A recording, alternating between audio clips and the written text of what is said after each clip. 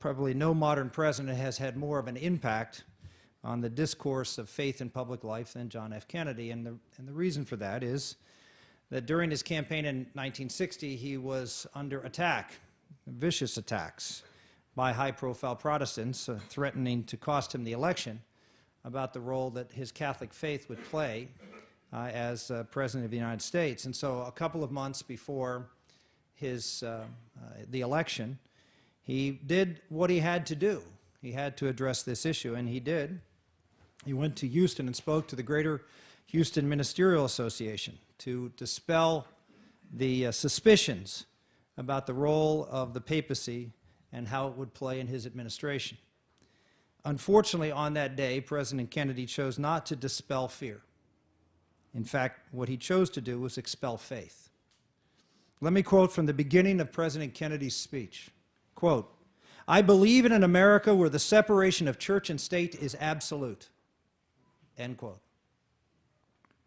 The idea of strict or absolute separation of church and state is not and never was the American model.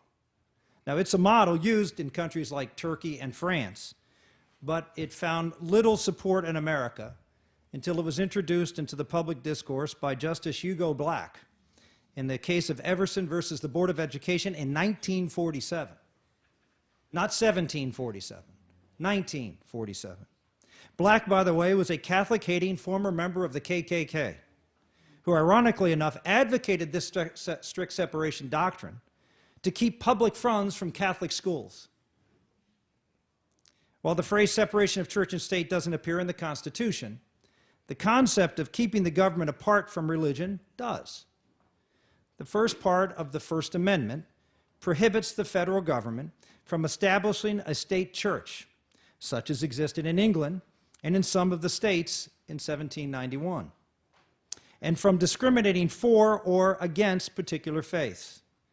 The founders were determined to ensure that the new national government had no jurisdiction over matters of religion, in large part to ensure that each American would be free to pursue the religion of their choice without state interference.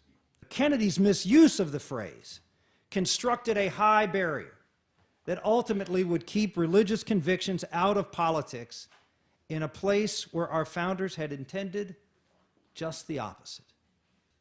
Far from reflecting hostility toward religion, our faith-filled founders knew that faith was not just an essential element, but the essence of civilization and the inspiration for our culture.